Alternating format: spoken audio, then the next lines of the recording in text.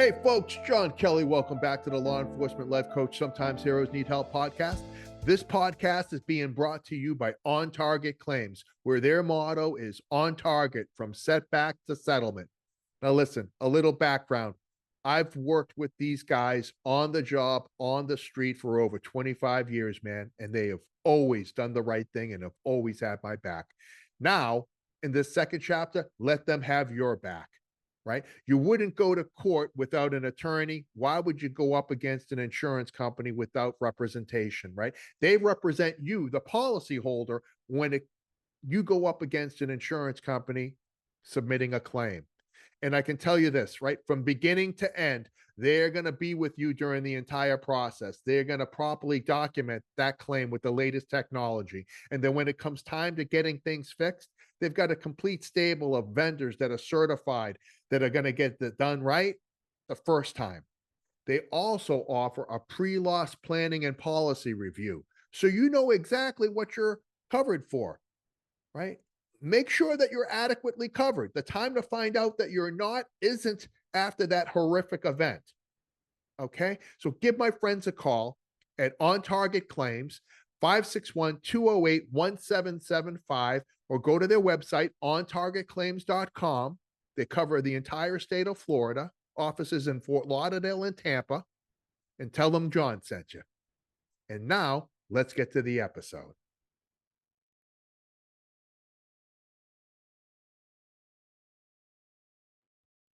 You're too funny. Hey, folks, John Kelly. Welcome back to the Law Enforcement Life Coach Sometimes Heroes Need Help podcast. Oh, I am sitting down with Stephanie Kiesow. And it's awesome when you can say the name right the first time. How does that happen, John? Because this is the second time you've had her as a guest. Only the first time you deleted the recording, you moron. Right. Not going to happen this time. She is so gracious to make time for us.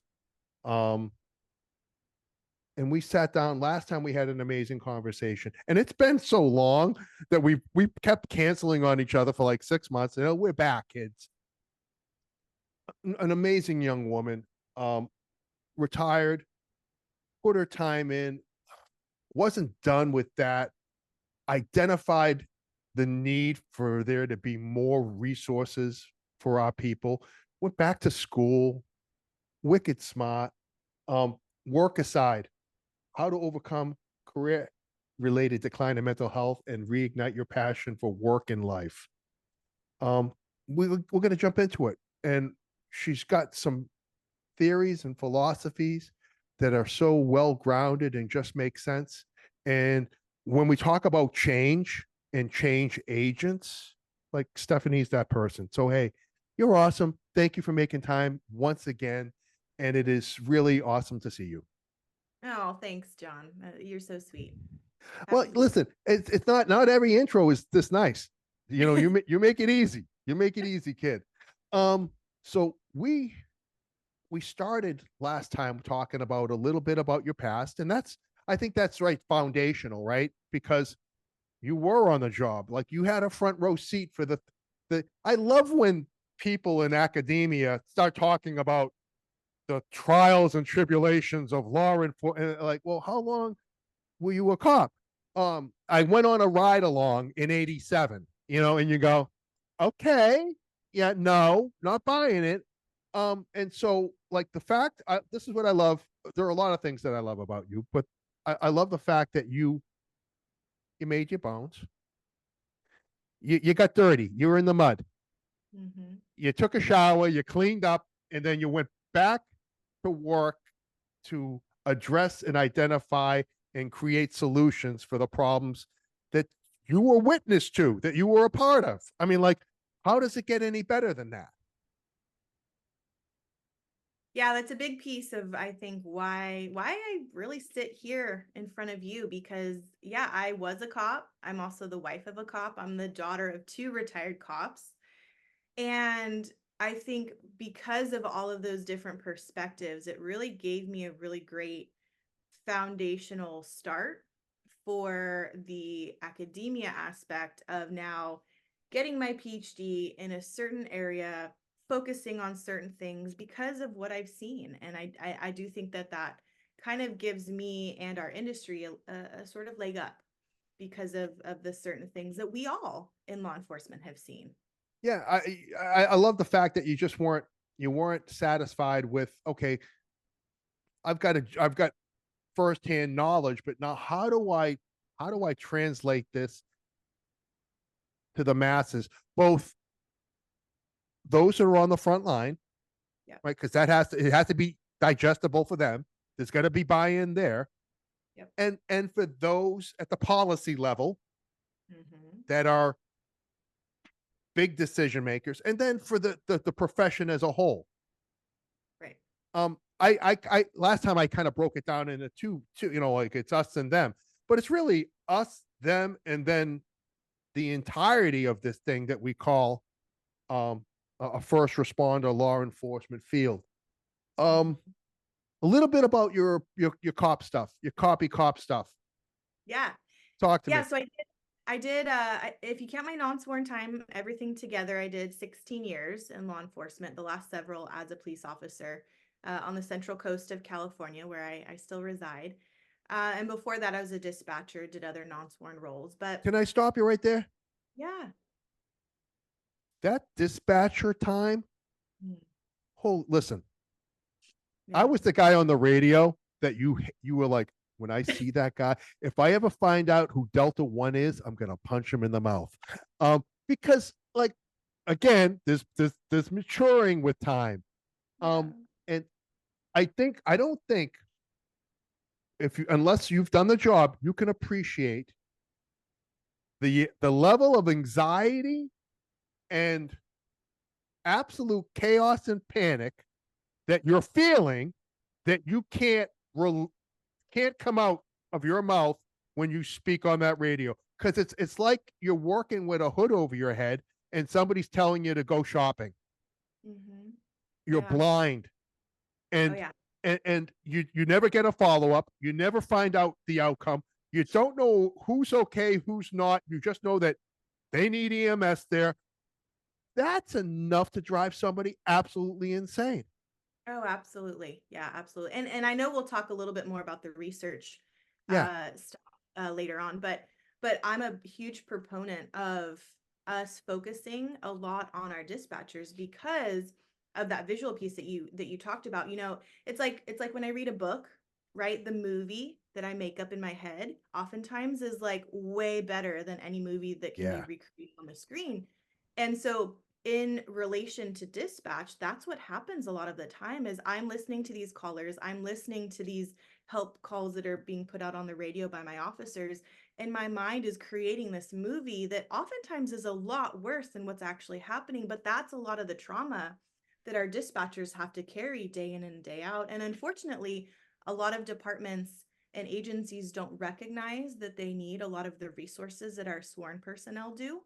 And so we do need to attend to them a lot more than I think is what's happening right now. Oh, listen, not just on we've got to find a way to be smarter about giving them the complete picture so that they can Yeah. sleep. See, Yeah. because they can't ever disengage if they don't know the ending. Right. Like we know the ending. I was on scene. Everybody's okay. I'm sleeping fine tonight. You don't know that. And that's Yeah. not fair. That's not fair to you. And that does nothing for your mental health and well being. But we'll get into all that. I know. I just wanted to You and I, acknowledge you like and I go you on being a great. dispatcher is huge. Yes, absolutely. You and I go on great tangents, and I appreciate it so much because it allows me to kind of think out loud. But yes, to continue, yeah. So I ended up leaving my cop job in 2022 for a few different reasons, to be quite honest. But one of the most important was I kind of internally recognized that, as bad as it sounds, I didn't really give a shit about the citizens in the community anymore. I recognized and I saw in my partners some legit struggles that they were going through. And to be quite frank, that I myself went through, kind of came out the other side. And I recognized that in order to help my partners most effectively, I was going to need to leave my cop job, which, you know, I know we'll talk about this, but that identity piece is Mm-hmm. so hard to leave this career, this occupation that is so interwoven with our identity. And so, and especially when you have family in law enforcement, that was really hard I for me. don't But want to disappoint them, right? I don't want to. I've got a legacy. Everybody around me is a legacy of service. yeah, that's definitely a big chunk of that. And but I am happy that I left because it allowed me the time and kind of cognitive bandwidth to focus on what I do now, which is pursuing my PhD in organizational psychology. So not the clinician route. I have mad respect for them, but that's not my route. So I specifically research and study and hope to help prevent work-related contributing factors to suicide within first responder industries. And so you mentioned Workicide. Yes, I did write a book because what I saw with what I now coin Workicide, which is death by career. So it's not suicide, which is death by self, not homicide, which is death by other, but Workicide, death by career. Um, there are occupational and organizational stressors and traumas within first responder industries that are associated and have a causal relationship to a lot of the mental health struggles that we all, especially in law enforcement, have. And so, because of what I saw and heard and read, and to be honest, experienced myself to a lot of degree, I wanted to get a lot of resources and information on this subject out because of just a lot of people struggling in this area. And so that was kind of the motivation it's for funny when book. when you talk about this. I'm so excited. I'm sorry. Um, I'm gonna listen. Fuck off. I'm gonna cut you off 12 times today because this. I'm excited with what you've done because initially I was like, "This is me." Wait, listen. I don't give a fuck. Work aside. Oh, okay. The job made you kill yourself, and I kind of said, I kind of was not angry at you, but I was like, you know what? Fuck you. Why are you giving them an excuse? Yeah. Yeah. That's me, right? That's me. Own it. Deal with your shit and fucking move on, right? We're Mm-hmm. not victims, right? That's me. Mm-hmm. But that can't be me Mm-hmm. because I'm discounting the environment. Yeah. If we're a product of our environment and the environment is dysfunctional and it pushes you in a direction, then there's validity there. Yep. You have a choice on how you respond. You always have a choice. But if the environment is stacked against you and we don't provide you skill sets to Mm-hmm. mitigate the toxicity, then you get work aside. Yeah. And it took me a while to come to that conclusion because I don't like admitting that there are things out there that are beyond my control that impact me. Mm-hmm. I Mm-hmm. hate, I hate, I hate to concede that. I hate it. I'll fight it. I'll fight it to the end. But at the end of the day, right, it's an important component of what you do. Yeah. Yeah. And I think cards stacked against you is a good analogy because in the book I lay out the three contributing factors to suicide, not just within law enforcement, not just within, and I know you have it all written down right there. I know it. I know it. Um, but there are things that we as first responders need to be cognizant of, and perhaps just as equally important, our leaders need to be cognizant of. And that is the big piece that I think is missing in a lot of agencies within our industry. Because when it comes to the three contributing factors to suicide, I think every department, unfortunately, um, makes these issues worse. And then when I, as a researcher, look at certain agencies, especially now when I help out on the consulting side, it's like, well, yeah, no shit. No wonder your people are struggling because all of these three things are there, are prevalent, are consistent. And so it's no wonder why we are struggling so much in And this they're industry. being reinforced by the uninformed decisions that command's making. That they're not maybe unknowingly they're making the situation worse. Yeah. Yes, yes. And I think in a lot of the time it is this unintentional ignorance. I think, you don't know what you don't know, which is Right. part again of the motivation for the book, was not only to help individuals, but the change makers, the individuals in leadership within departments. And so, talking about these contributing factors, the first is isolation, Yep. either real or perceived. The second is what a very renowned researcher by the name of Thomas Joyner called thwarted belongingness, basically low self-esteem, this sense of burdensomeness, which can come from personal stuff or professional stuff, or the combination of the two. And then the third, which I think is most important in respect to our occupation in law enforcement, is what Joyner called acquired capability. I just call desensitization, but basically experiences, events that we are that we experience, that we acquire. This isn't something that we're born with, that desensitize us to pain and suffering and death, which is what is required in order for I, as an individual, as a human, to overcome very strong self-preservation tendencies to die by suicide. That is what needs to happen in order for that end result to happen. And so these three contributing factors are essential to know about, because especially the last one, this acquired capability, what do we in law enforcement see all the time? Pain, suffering, death.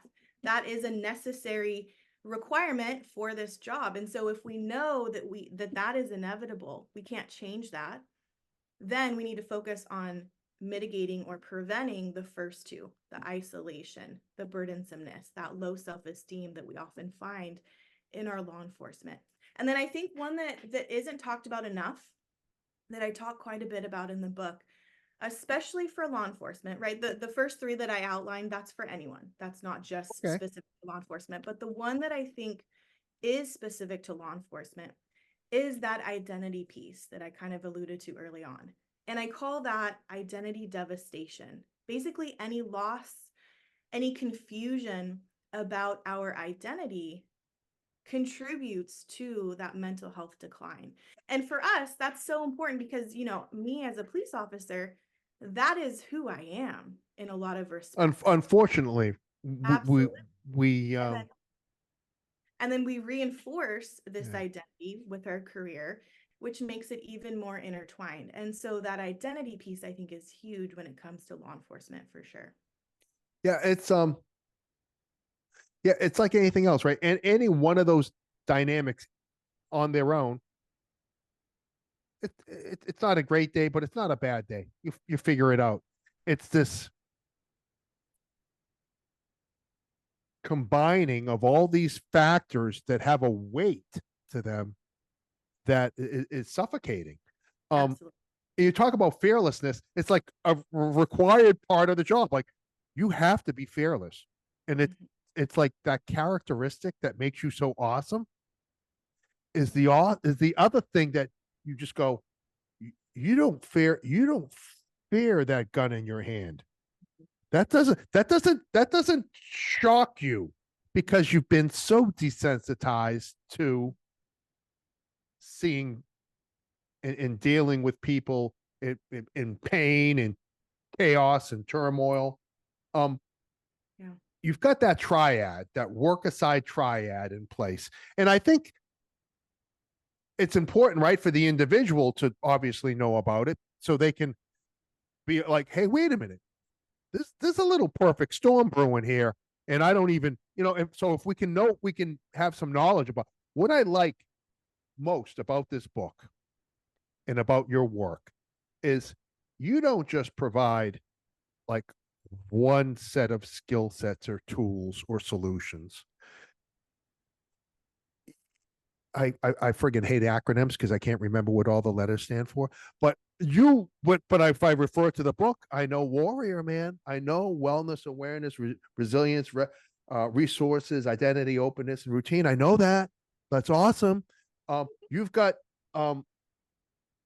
days like, Mhm. hey, you know what? If you're struggling and you're not sure how to start doing this, and you've got a day mapped out, day one, day two, day three.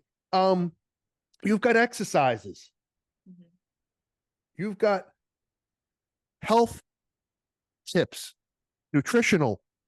You've got sleep components. It's like don't tell me how jacked up we are. Like I know that. Like you don't have. I'm not. I'm not. It's not a hard sell for me to go. Yeah, yeah, Steph. We're sideways, man. Yeah. So what are we going to do about it? I love the fact that you got the. Well, this is what we're going to do about it. Yeah. It's why your book is over 350 pages and mine's 160. All right, because it's just it's a wealth of information. Yeah. Well, I Right, appreciate that. I wanted the book. Yes, I didn't want it to just be like a bitch fest, right? Which, fortunately, unfortunately, I do think a lot of books in this space tend to be. Like you said, like I know I'm fucked up, but like what? So what should I do about it then, right. right? Like you're Yeah, telling me yeah, things that I know. exactly. And so, yeah, so in this book, I really wanted to make sure that it wasn't just my voice, right? And Right. so there's a lot of stories from other first responders, sworn and non-sworn, in this book. And I also wanted it to be just chock full of research because, again, I didn't want it to just be like my anecdotal take or experiences. I want it to be things about, okay, Oh, this, you got research in there, kid. yes, I'm a For the researcher. love of Christ. Listen, the, your your citation pages are more than my entire book. All right? So Yeah, knock it off, kid. All right? yeah. Knock it off. I'm a Enough. bit of a research nerd for sure, Holy but that smokes. was done with intention because yeah, and the important thing I think to emphasize is, why that is important is something might work for you, but Mm-hmm. won't work for me, or maybe just won't work for me right now in this season that I'm in. Maybe I have young kids, maybe I'm going through a divorce, whatever is going on. And so hopefully there are several things that will work for one person where there are other several things that will work for another. And so that was a big piece to the book was I wanted it to at least give everyone something that they could use if they found themselves struggling and not really knowing what to do about it. Yeah, like this, and just to support that, you've got a practical exercise, the five senses exercise. Like, listen, I'm a fucking Neanderthal. I wouldn't. I don't. My five exercises were, drink something, smoke something, snort something. No, no, not those. Don't do that. No.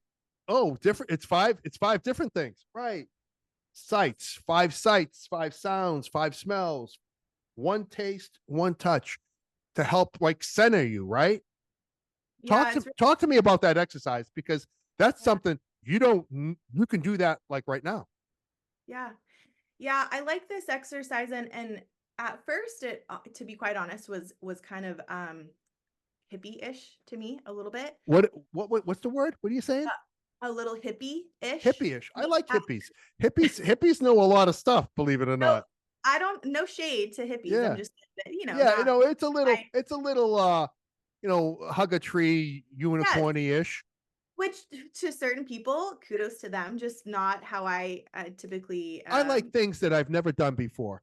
but I did like this mindfulness exercise because when I did it, it really helped me to kind of ground myself Mm-hmm. and be present, which was something that I had a big challenge with when I was sworn and dispatched too was I was constantly ruminating about the future and the past. It was really difficult for me to be present, which really sucks when you got kids, right? Like during this time when I'm sworn, I have a young son. I I'm married. Um I want to be present with the people that I care most about. And so the inability to do that, especially because of how I've been trained, how my brain has sort of retrained itself to be on the job, bleeds into my family life. And so Right. the five senses was just kind of a exercise to not only reduce stress, but find a way to be more present. And so you outlined it perfectly. It's five sights.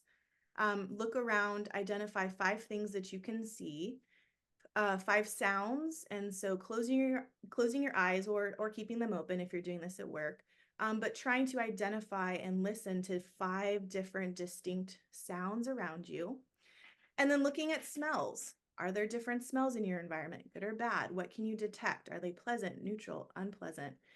One taste. if you take a small bite or a sip of something, focus on the taste. Is it bitter? Does it have a particular texture, sensation?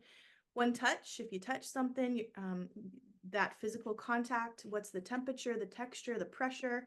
And so by intentionally going down this list and engaging our senses, this kind of helps to redirect our attention and our mind, kind of anchor ourselves a little bit more in the present. And so I actually would do this exercise when I would come home from work, Okay. whether whether I worked graveyards, whether I worked days. I would come home, I would sit in my driveway in my car, and I would do this. And then that was kind of my transition from Nice. work to home. And I found that to be really beneficial for me. That it just, I think it allows that ping pong ball that's bouncing around in your head Mhm.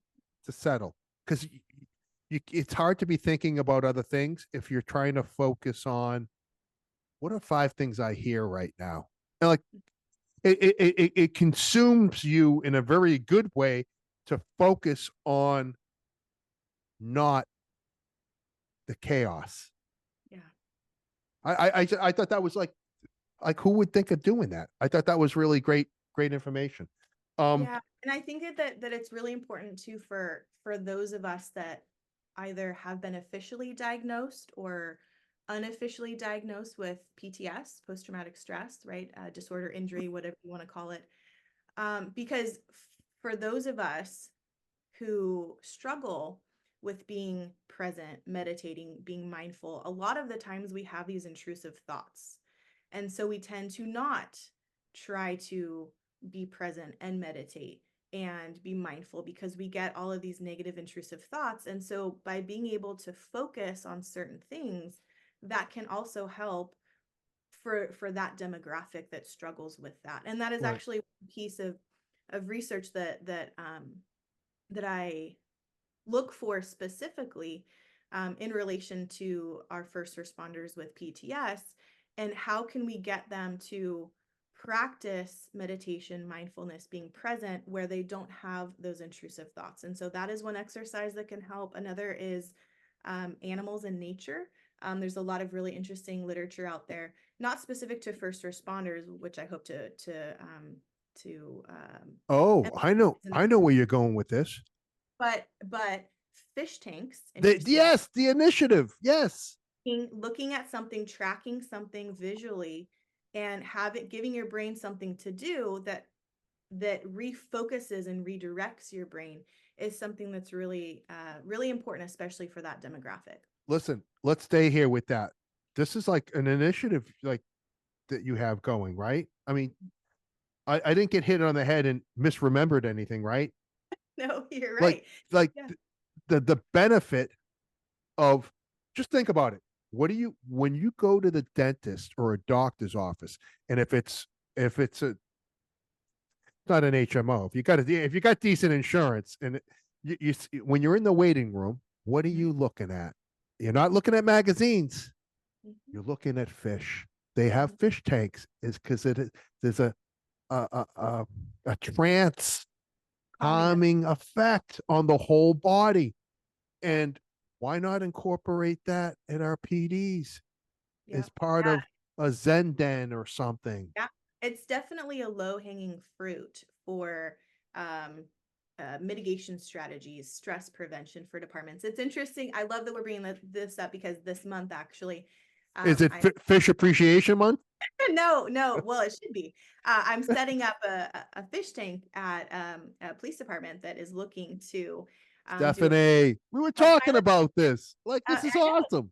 yeah, a pilot program with this exact thing in mind because they do have a lot of struggling first responders. Put some piranhas in there. Put some piranhas. and so and so helping them on the job, um, not only be more present, reduce that stress, but also help with that obsessive rumination.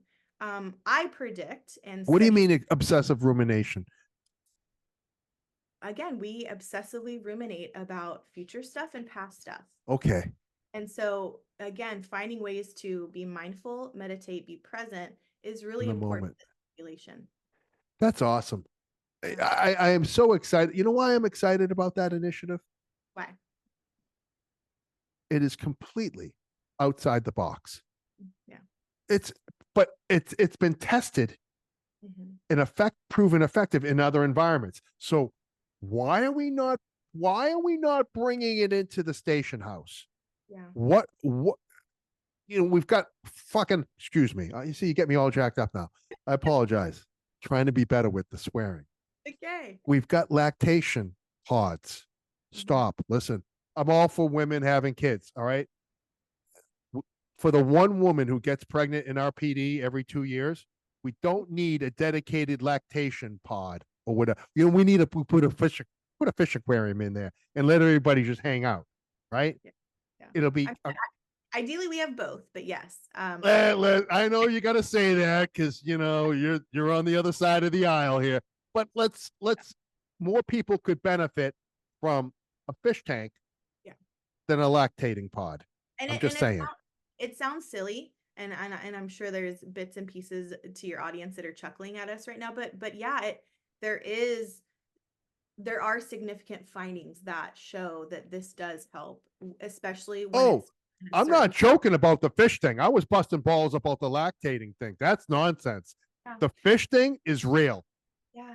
Yeah. So that's a big one, research wise, that I'm focusing on. And then another big one, which kind of hits on the isolation piece that we talked a little bit about earlier, but there has not yet been a study that looks at the combination of perceived organizational support and perceived societal support in predicting psychological distress in law enforcement, which is big, right? Because post 2020, we had defund the police, Black Right. Lives Matter movement, all these things. So societally, the perception is that we're not well supported. And then with a lot of agencies, that perceived organizational support is in the toilet. And that is important because we all as humans, there's something called the need to belong theory. We all foundationally have this sort of ancestral need to feel like, whether we want to admit it or not, to feel like we belong in social settings,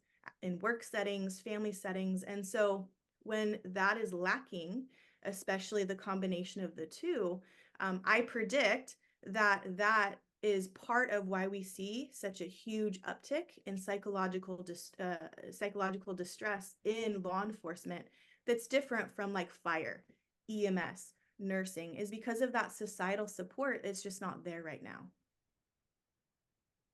Tag, you're Kelly, it. question. When you said that, my Irish got triggered. Okay. I think, and again, this is just one broken man's opinion. Um, I think the societal piece is inconsequential if the organizational piece is in full effect. Yeah, I agree. Oh, wow! But a lot of places aren't like that. And Right. so But that's the point. That makes my point for the overwhelming importance of taking care of our people in the four walls of our aid. It doesn't matter. Defund. Who gives a shit? If that agency is taking care of their people, there is no fallout. You have high retention. You don't have the issues that we have. Right. Regardless of what, listen, we're supposed to be locking people up out there. We're supposed to be the line, maintaining order, right? Protecting. That's never gonna be. Everybody loves the cops until they get pulled over, and then why aren't you going after the criminals? Okay. But if our agencies, if our command, if each other, if we can support each other, doesn't matter what else is going on. Yeah, It's I huge. 100% agree. 100% agree. And unfortunately, what I find a lot of the times, especially when departments bring me in to consult with organizational health and well-being and wellness, is it's almost like the best way that I How's have to. that conversation go, Steph? So the best way that I can describe it is it's like a circular firing squad, and like everybody loses. And so All and right, this everybody line up, get in a circle, take your guns right, out. we all lose when Oh, That that is an awesome visual. yeah, when that lack of organizational support is rampant, yeah, that social exclusion is huge, and that social exclusion is important because on neuroimaging studies, they have shown that social pain actually presents itself in the brain similar to physical pain, and so this is a huge thing that we need to be cognizant of. You know what? When we hurt people with our words, Mhm. we actually hurt them. Oh, absolutely. We actually it manifests itself physically within the body. Yeah. And I would think, not, I don't have any research on this, but I would think that the opposite would be true. If healing supportive words probably have a positive effect on the body. Yeah, I would hypothesize the same. Yeah. Thank you. That's the word I was looking for. Hypothesize. You're the best. Yeah, Um, so these are all important things that not only individuals but organizations need to be thinking about. yeah, and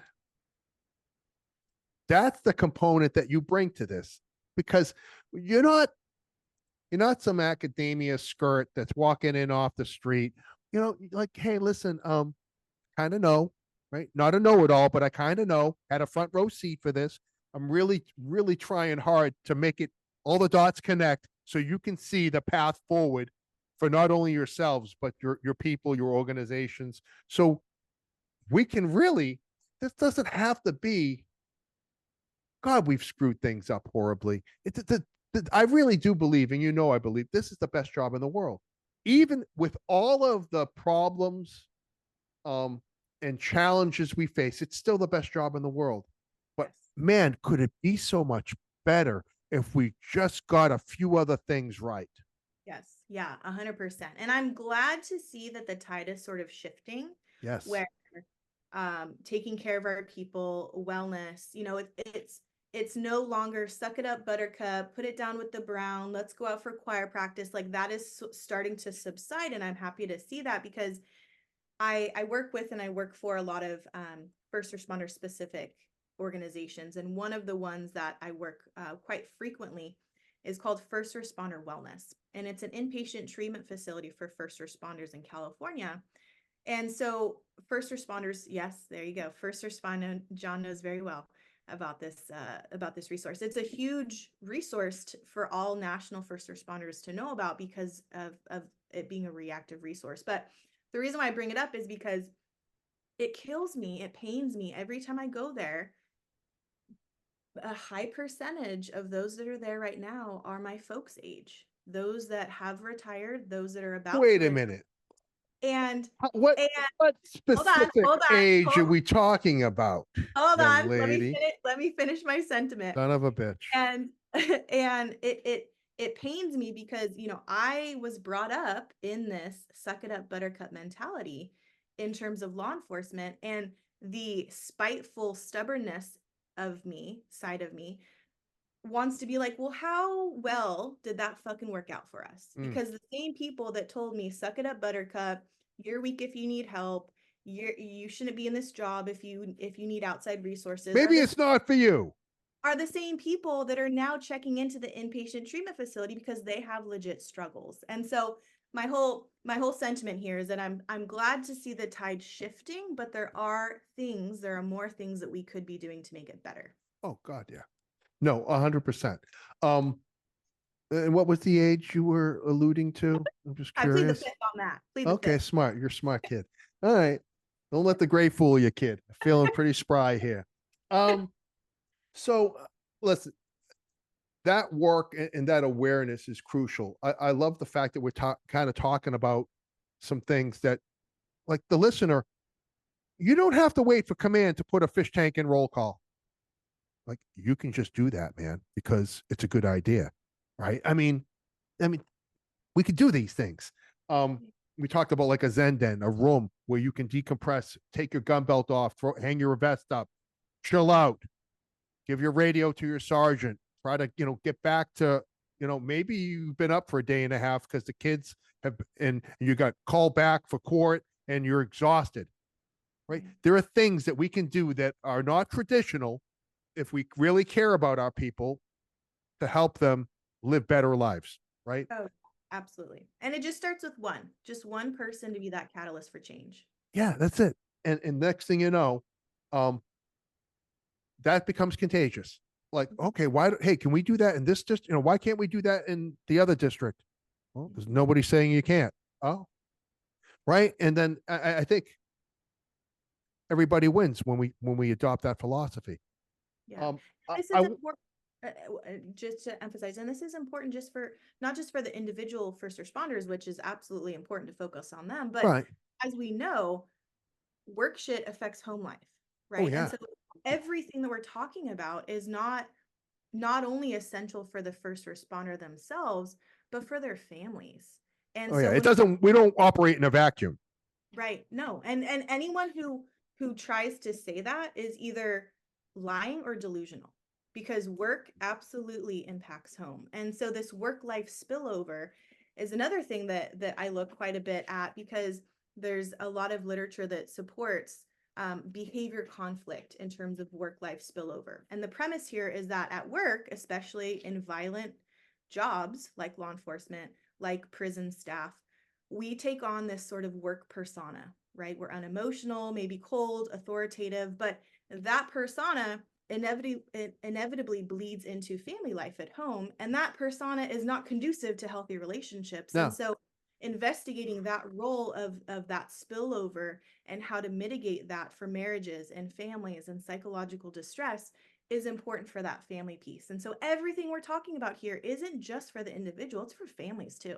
No. And I would argue that once we start negatively impacting family, that result gets multiplied exponentially at work. Like Mhm. if you don't ever have a place to disconnect and feel loved and supported and um connected, Mhm. then I would say that's the beginning of the spiral. Oh yeah. And you got in the book. Listen, this could be a Joe Rogan 3 hour podcast, and I know you're a busy young lady, and I'm not going to do that to you. But there's certainly enough to. I want to talk about an epidemic of loneliness because I think that's the one thing I think that we all have control over that we sometimes pass on. Um, and I used to always say, it doesn't you don't have to like somebody to care about them, and that's the little touchy feely. I guess Mrs. Kelly says she's so funny. She goes, when you say you don't have to like. She goes, I think that's bullshit. I go, okay, what do you got, kid? She goes, you don't have to like somebody to do the right thing for somebody. Different. Mhm. I go, all right, I'll buy into that. I'll amend. All right, I'll amend, and so what we have, I think we've discounted the connection piece of all of this as well. And you talk about it in the book, an epidemic of loneliness. And then when you started talking about touch, Mhm. Mhm. I just, this is going to sound, again, I don't give a fuck. I would hug my guys. Yeah. I would hug them. And I go, hey, man. And I grab them like they were my kid. Yeah. And I say, hey, you know how much I love you, man? And I think the key that we've gotten away from is we don't let each other know how much we love them now when it matters. See, like Steph, hope you'll give me an amazing eulogy. But did you let me know when I was alive how much you cared about me? Right? And do we do that for our team members? Because what that does, I think, it doesn't matter what else is going on in the agency. If my squad loves me, Mhm. Mhm. that's enough in the moment. Oh, absolutely. Yeah. And I think the two biggest reasons why we're lacking in that connectedness, especially within law enforcement, is one, moral injuries, right? We kind of shit all over each other. Toxic, yeah. So that's a big one. Yeah. And then IAs. I have the opinion that we as an industry are doing IAs completely wrong, completely at the detriment of our employees. And I think those are two huge pieces that need to be revamped if we're going to start working on that isolation piece. You know what? You listen, I'm with you. Especially, listen, each component is crucial, right? And I think the first one, how we interact with each other, I truly believe, and I think I hate speaking for you because you'll be like, no, I don't believe that. Incorrect, John I'll tell you Kelly. if I don't. I'll tell you if I Incorrect. And of course you will. don't. I would expect nothing less. I think, like, we know hurt people hurt people. So we've got a bunch of dysfunctional cops who Yes. who don't know how to love each other because nobody's ever shown them how to love each other. And so we just keep repeating the same shitty cycle of shitting on each other and not supporting and uplifting because nobody's leading the way, showing the example, providing the guidance, direction, and support for us to be better versions, for us to be better humans. Yes. Yes. And I think to sum it up in perhaps more psychology. Intelligent words. I wasn't gonna say intelligent, but You're such a piece of, oh, I'm gonna get you. Go ahead. No, you're just a knuckle dragger, John. No, I I'm just am, but um to a certain degree. yes, we as an industry have a huge lack of one, emotional regulation. We don't know how to emotionally regulate ourselves. And two, we resort to impulsive, pleasure seeking behaviors as a way to cope. We have a lot of maladaptive coping in our industry. So, Speak for yourself. Speak so for yourself. things like self-medicating with drugs and alcohol, things like distracting ourselves with affairs, sleeping around, things like bad money moves that feel fun and Don't exciting. know anything erroneous. Erroneous, young lady. These maladaptive coping What we do. with a combination of lack of emotional regulation, this is why we aren't able to connect with each other because we don't have that information, that education. And so having trainings and resources available for our people that teaches them that is how they're going to go the distance in this career and be healthy when they actually retire. That's the component that I think I like to bring, that human part to the discussion, because to do that, you got to be a little vulnerable, and you got to have conversations that we don't like having, and you got to show them what it looks like. Yeah. And I think that's huge. The IA piece to this, we talked about this. You want to talk about isolation? Let there be an allegation. Never mind, no, just the mere allegation of misconduct. And the first thing we do to you is isolate you.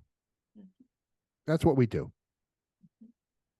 We we have a system that's designed to punish and never ask why. And you're starting to check off the Workicide triad every time you go to IA. Oh, 100%. Talk to me. Yeah. So the IA piece, I'll be completely honest, this is a beast.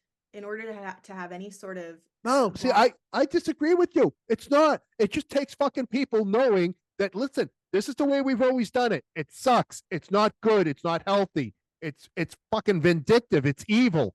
There's a better way. What's the better way, Steph? Yeah, but with that, the one thing that cops hate the most is change. And But so it's not the fucking cops. The cops that are getting in trouble would welcome this. I think so.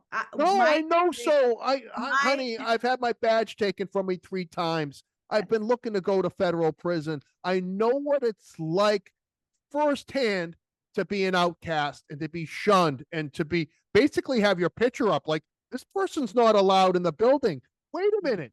I've given you my life. Don't treat me this way on an allegation. And I think there's a lot of us that have experienced that and feel that exact same way. Right. Until someone like you is in the position to change things. That there is the challenge. And Yes. so like for right now, I'm working with a department here in California that is looking to change the way that they do IAs. And one of the things, there's lots of logistical things that they're looking at, but one of the things that they're sort of experimenting with is when someone gets placed on an IA, they get assigned a peer supporter. Yes. And they get assigned a clinician. And this clinician is someone that the department pays for. They just have to check in at least once. They don't have to talk. They can literally sit there and be scrolling through Facebook if they don't feel comfortable, but they at least need to check in with the clinician one time when they're out on their IA. And at least that will normalize that there are resources out there for us to utilize.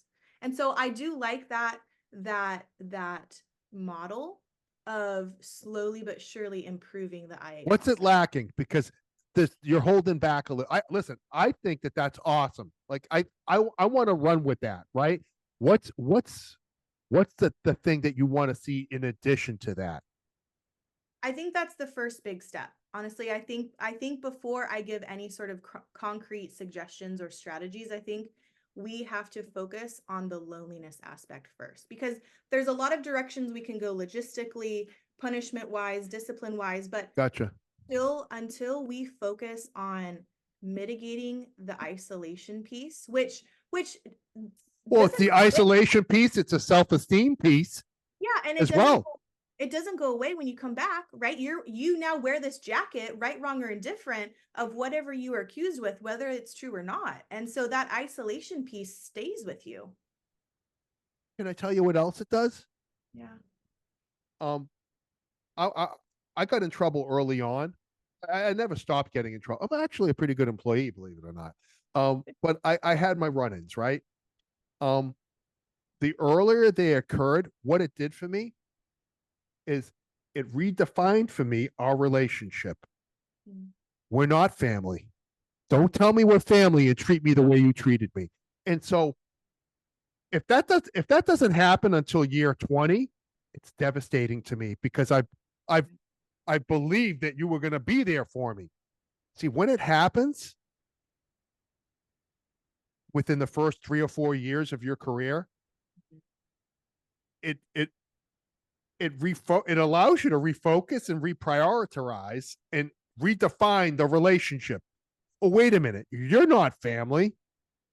Family doesn't treat them the way you treated me. And so, in one aspect, stuff it's empowering for the individual because it allows them to see clearly Mm. the environment that they're operating in. It doesn't bode well for the agency because now I've got a chip on my shoulder Mhm. for the rest of my career because you treated me worse than you would treat a friggin' murderer that gets arrested. Yeah. I partially agree with that. I think the biggest feeling that it creates as a whole is bitterness.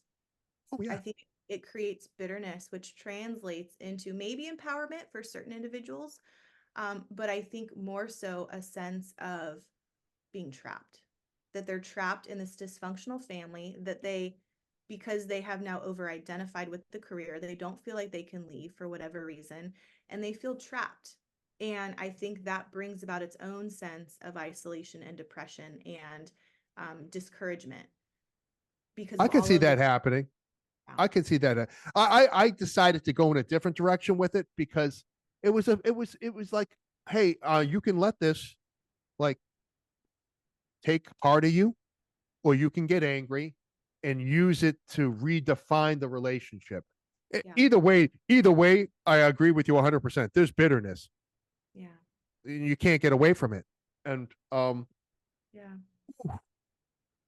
I love. Listen, I'm if I'm going to run with this when I speak about incorporating peer support in internal affairs investigations. Uh, I think it's the obvious, and for whatever, I want to believe, and maybe it's maybe just my naivete is that like be the devil's advocate. What's the negative? What Mhm. does it? It does they fucking already got peer support? They're waiting. So What's the so negative to doing that? so I think the best combination is that peer support and clinician combination. Yes. And here's why.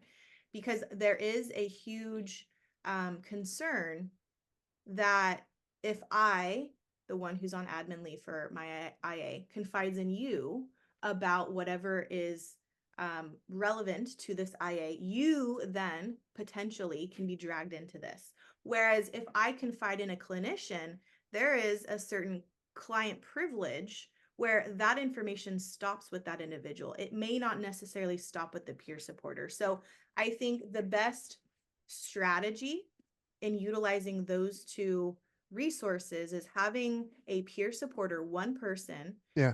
sort of assigned to whoever's out on an IA. So it's the same person checking in on them and making it explicit that like, hey, I'm not here to talk about the IA. I'm not here to talk about that. I'm here to talk about how you are doing and how I can support you through Right. this. And then also providing that individual with a clinician, one clinician that they can check in with at least one time throughout that IA process, where they can go to that clinician and say, hey, I'm struggling. I feel isolated. I feel like shit. I feel like nobody cares about me. What do I do with these feelings before I go back to work and take it out on my partners, take it out on civilians because I'm frustrated, I'm bitter, and I fucking hate this shit. Like, Mm. we need to put in place these resources for people to talk that through.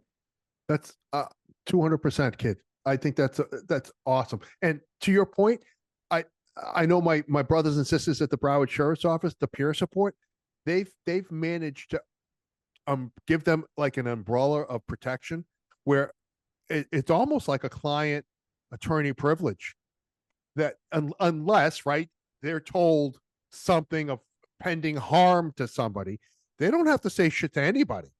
They can't be compelled.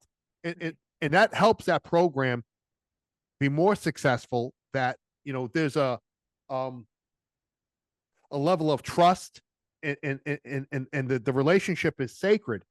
That Right. hey, I got your back here. Like I'm with you, and but there's a clear path forward for that.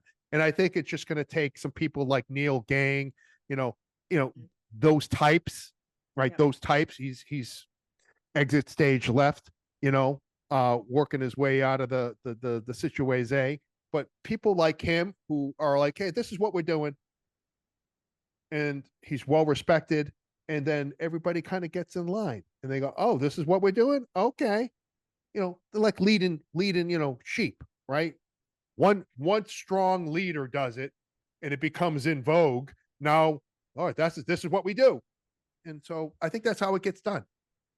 Yeah, I absolutely agree. And I think the more we brainstorm, Yeah, care enough to brainstorm ways to improve the industry, that is ultimately what's going to change us for the good. absolutely. And listen, it's okay to not get it right the first time. Like there are going to be things that get tweaked, but if we care about our people, like you're not the only one who's identified that this is a problem, Right. right? So either we just don't give a shit about each other. Is that can't be the answer, right? You and I are not going to allow that to be the answer, Right. just by the fact of what you're doing and how you're out there. Um, Listen, look at you. I've already had you for an hour. Um, th- I know you've got shit to do. I thank you so much. Listen, I want to talk. What do you want to like kind of run home with before we start kind of tying up some loose ends? Yeah.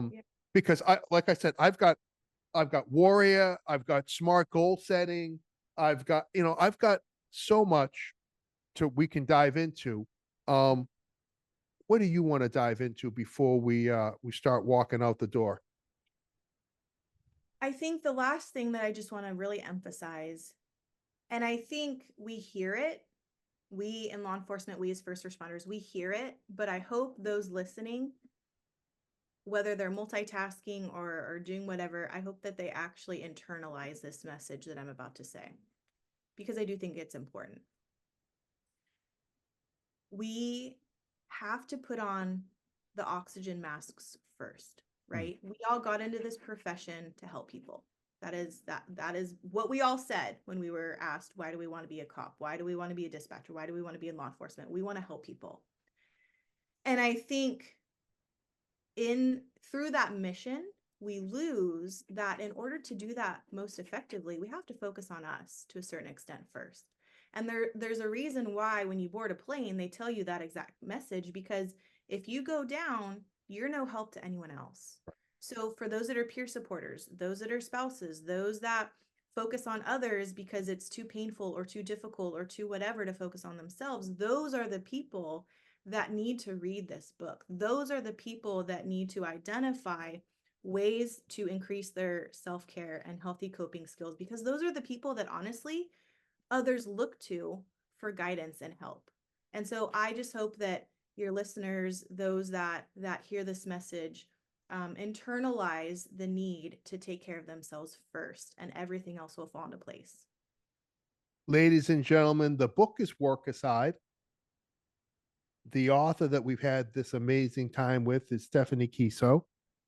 How to overcome career-related decline in mental health and reignite your passion for work and life. And I also, it's obviously it's written with a calling and a passion of a first responder law enforcement background, but this is applicable to any profession across the board. It's the culture of us.